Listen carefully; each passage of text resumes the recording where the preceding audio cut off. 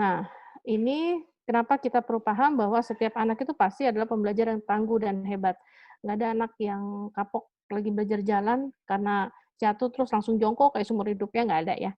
Terus anak yang, apa namanya, yang tidak berhenti, mau bikin susu sendiri, mau ini sendiri, itu sendiri, semuanya sendiri, ya penasaran, mencet ini, pencet itu, akan hal-hal baru, ya.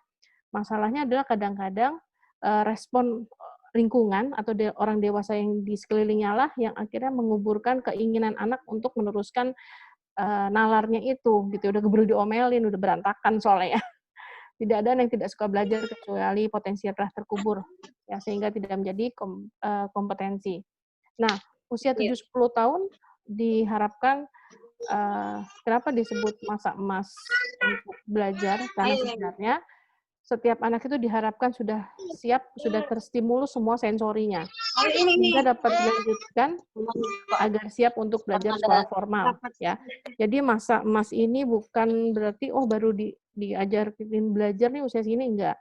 Ya nanti Ibu Marti mungkin bisa menambahkan, ya karena ketika kita bicara tentang potensi, itu seharusnya potensi itu, apa, itu berarti bisa, kita berbicara tentang kompetensi, ya dan kompetensi itu bisa terus dinaikkan, ya.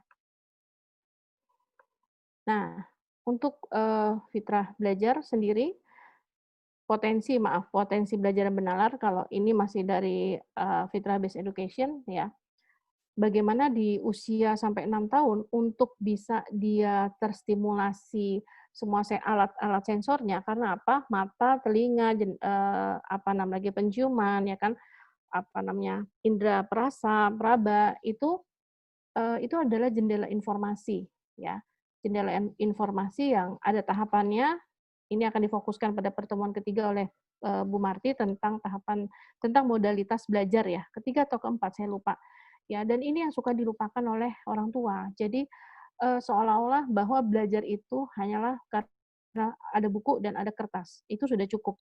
Ya, tetapi lupa bahwa di usia hingga 6 tahun, anak itu butuh distimulasi visualnya ya, diawali belajar dari diri, di alam, belajar bersama ayah bunda, belajar itu ngapain, ya mainlah di alam, main, ya. Jadi cara berpikirnya anak-anak itu ya dengan, apa namanya, bertemu dengan alam, lalu ada ayah bunda, imaji positif tentang alam, kehidupan ya, indikatornya apa, kalau usia sampai 6 tahun, anak ini benar-benar antusias untuk bereksplor, berimajinasi, dirinya, berimajinasi di alam, mencintai sumber ilmu, yaitu buku, ya. Bukan kadang-kadang kita itu lebih seneng kalau anak itu duduk diam, "Ih, saya bangga banget, soalnya anak saya tuh nurut banget, diam aja, dia mah enak, anak ini mah nomor 2 dibawa ke mana-mana mah enak banget, soalnya diem, nggak ngerepotin kayak anak yang pertama, ya ampun."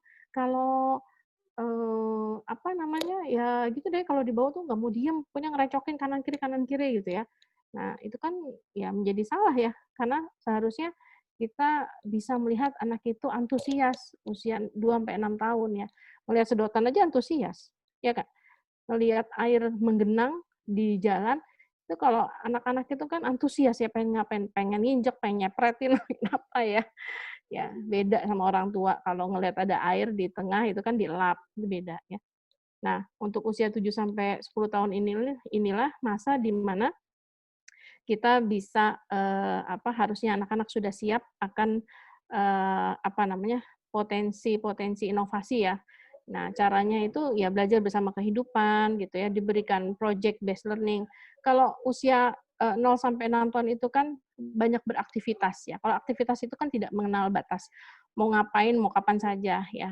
Ini project based learning ini nanti juga bisa dijelaskan oleh Ibu Direktur Pendidikan Sekolah Bening, ya, itu, ya ciri-cirinya dia kan ada waktu yang ditentukan ya, misalkan dikasih ada project yang 2 jam lah, 2 hari lah, apa 3 minggu gitu ya. Nah, tempat terbaik untuk mereka belajar itu ya, museum, alam, pasar, aktivitas ya, dengan, hal-hal yang memang sudah kita siapkan. Apa yang ingin dibangun pada saat kita, pergi ke museum, ya. Jadi nggak hanya sekedar potret-potret, posting, tapi kita lupa mengkaitkan dengan potensi-potensi keimanan, ya apa yang bisa dipelajari menurut kamu, kalau museum ini tuh seperti ini, apa yang akan terjadi gitu ya. Nah, indikatornya adalah anak ini bisa antusias dan punya giroh menalar dan meneliti pola keteraturan, hukum alam di alam, ya. 10 sampai 14 tahun nih, saya sampai SMP aja, ya maka, anak-anak sudah bisa belajar dari magang, ya kita ada tema khusus tentang magang, ya merantau, ya dan apa namanya, anak itu memang sudah perlu bertemu dengan masalah ya dan bagaimana menyelesaikannya. Oke, ya yang terakhir potensi bakat, ya jadi dari 8 potensi saya hari ini hanya menjelaskan 3 aja. Ya, setiap anak adalah unik, mereka masing-masing memiliki sifat atau potensi unik produktif, ya. Dan kalau dilihat di sini, awalnya itu ya asal tadi fitrah imannya sudah tumbuh, fitrah bernalarnya juga tumbuh, maka, bakat inilah yang nanti pada usia 10 tahun sudah, kita lihat sudah bisa siap magang, ya nggak, sudah siap melakukan project based talent development, kita sudah mungkin, ya sudah melakukan banyak project. Catatannya adalah bahwa, potensi-potensi yang awal tadi sudah tumbuh dengan sempurna, gitu ya. Kalau di sini 7 sampai 10 tahun, Bapak dan Ibu sebaiknya sudah punya portofolio plan. Ya, jadi aktivitas-aktivitas anak ya dikumpulkan, ya setiap aktivitas difoto lalu dibedah. Anak ini antusias kalau oh anak ini antusias ketika melakukan ini. Anak anak ini antusias ketika melakukan ini. Anak ini tidak suka melakukan ini gitu ya. Jadi apa namanya? Kegiatan-kegiatan ini semua terdokumentasi dengan baik, sehingga Bapak dan Ibu bisa melihat rekam jejak, "Oh, anak saya mulai terlihat bidangnya ini." Kalau kita, sebentar ya, ini saya lewat dulu, ya. Artinya bagaimana bisa kita memberikan aktivitas 3B. Ini kenapa B-nya di bawah ya? Ya, beragam, beragam, berulang-ulang, dan bertemu banyak orang, ya. Jadi, aktivitas 3B ini penting ya diberikan kepada anak-anak, Bu. Ya, jadi jangan beragamnya itu justru beragam LKS, ya. Jadi beli buku di Gramedia, ya LKS 1, 2, 3, 4 itu nggak beragam namanya, itu hanya satu ragam, mengerjakan LKS, ya. Nah, lalu berulang-ulang, sehingga apa? Sehingga dia bisa paham, "Oh, ternyata saya suka yang ini." Ya, ketika diulangi lagi, "Kemarin sih saya kayaknya nggak suka, tapi kenapa kayaknya sekarang mulai tertarik." Ya, lalu bertemu dengan banyak orang, ya. Memberikan aktivitas 3B ini dalam rangka kita nanti akan menemukan, potensi-potensi dan minat-minat anak itu ada di bidang apa. Karena apa? Sekali lagi tadi kan kita nanti akan, tanda kutip, "bekerja sesuai dengan potensi yang diberikan oleh Allah," ya. Jadi kita harus mencari bidang anak kita yang disukai apa. Ada anak-anak yang sebentar, ada aktivitas 3B yang diberikan ini, maka muncullah Eee, kita muncullah aktivitas yang 4E, ya. Setelah tadi kita melakukan, sesuatu yang beragam, berulang-ulang, nah, anak kita akan menemukan, bidang yang dia senangi, ya, ketika pertama dia enjoy, ya. Jadi kalau sampai usia 6 tahun itu liatin aja anak-anak enjoy-nya ngapain sih, ada yang anak hobinya enjoy bongkar-bongkar pasang gitu ya. Ada anak yang hobinya gambar aja. Nah, ada anak saya kalau dikasih mainan mah nggak dilirik, yang dia lirik itu kalau misalkan saya baru beli, sesuatu terus ada kardusnya. Jadi dia pengumpul kardus, ya, anak yang nomor 4 laki-laki. Anak ya jadi saya ketawa tuh, anak saya nomor 1 tuh tertariknya sama apa, kalau yang nomor 4 tuh maunya kalau ada kardus mau sekecil apa, mau gede apa, dia dia tuh ngelihat kardus sampai wah, gitu ya, dibolak-balik bolak-balik gitu ya. Nah, lalu selanjutnya untuk yang sampai SD ya enjoy dan easy. Ya, kita melihat bahwa anak kita dalam melakukan aktivitas itu kok kelihatannya mudah banget, kalau anak anak lain tuh sampai monyong-monyong gitu ya mulutnya. Nah, setelah itu excellent, hasilnya baik. Ya, hasilnya baik, Lalu earn.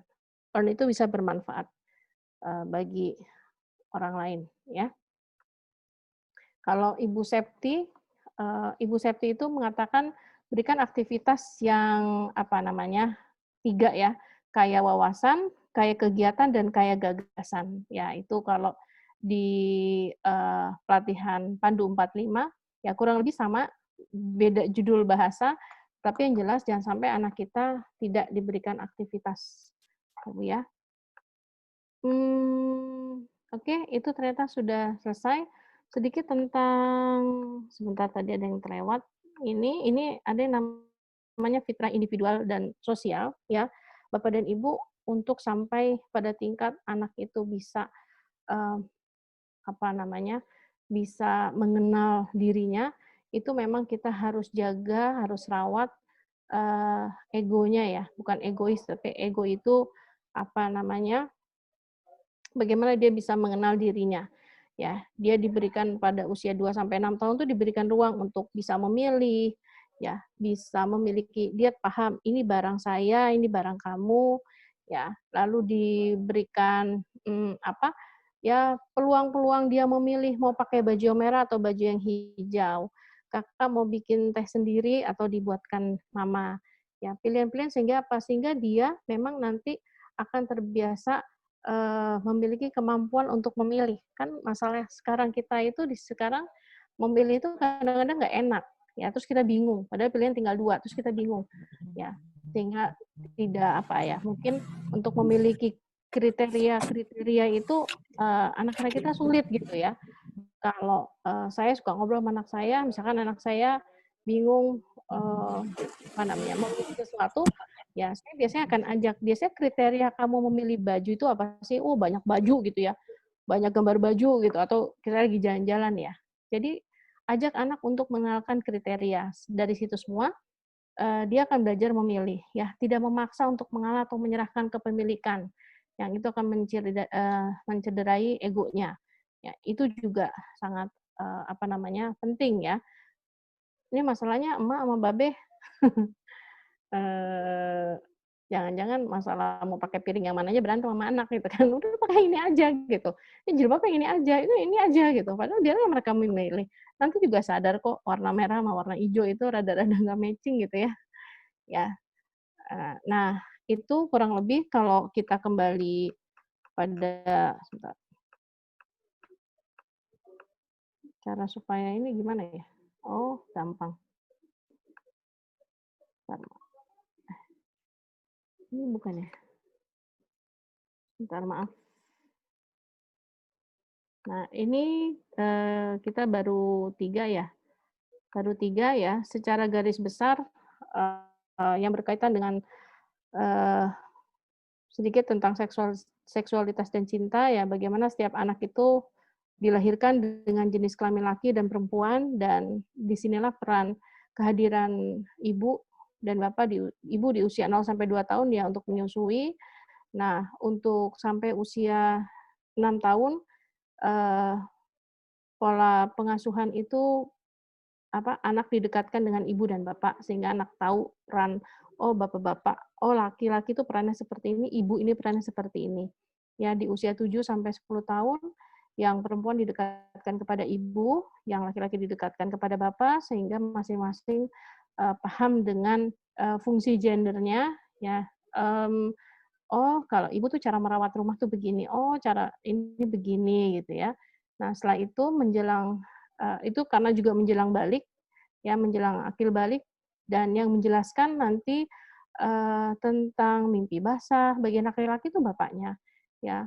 Untuk ibu, ibulah yang akan menjelaskan tentang, apa namanya, peran-peran dan juga masalah haid ya, dan konsekuensi-konsekuensinya, ya. Setelah balik, maka perlu di-switch ya, tapi artinya bukan berarti tidak boleh dekat dua-duanya, tetapi, bapak perlu membangun kedekatan dengan anak perempuan ya, sehingga anak perempuan itu tahu pola pikir laki-laki itu seperti apa. Oh, seperti ini laki-laki ingin dipahami, ingin diperhatikan.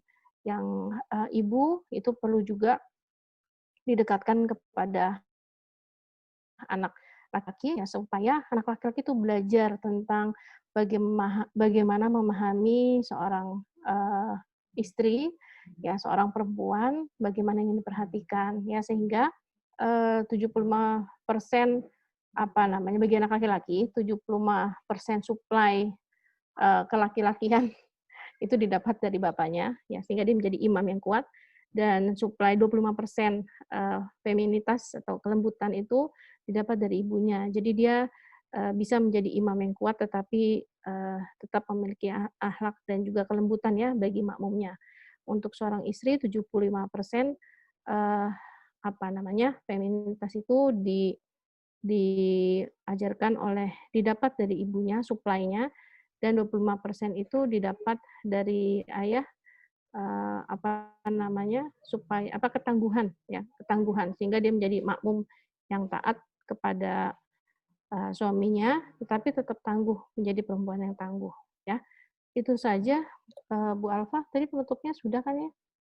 Sudah. Penutupnya, semoga pengasuhan adalah tentang bagaimana kita bisa menyadari tujuan dari Allah menciptakan kita sadar akan tugas kekhalifahan diri sebagai orang tua agar kita dapat merawat dan mengembangkan potensi anak-anak kita. Ya, raise your child, raise yourself. Kalau kita ingin fitrah ego kita berkembang dengan baik, oh ini saya belum selesai ini. Artinya ketika kita ingin menumbuh kembangkan anak, maka seperti tadi, diri kita ini sudah tuntas belum potensi-potensi yang tertumbuhnya. Jangan-jangan kalau kita bicara tentang aspek perkembangan emosi, kita sendiri belum tuntas, ya, belum tuntas sebagai orang tua.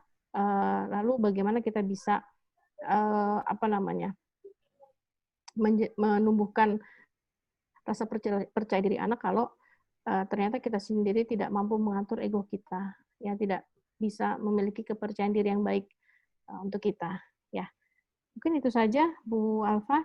Saya kembalikan kepada moderator.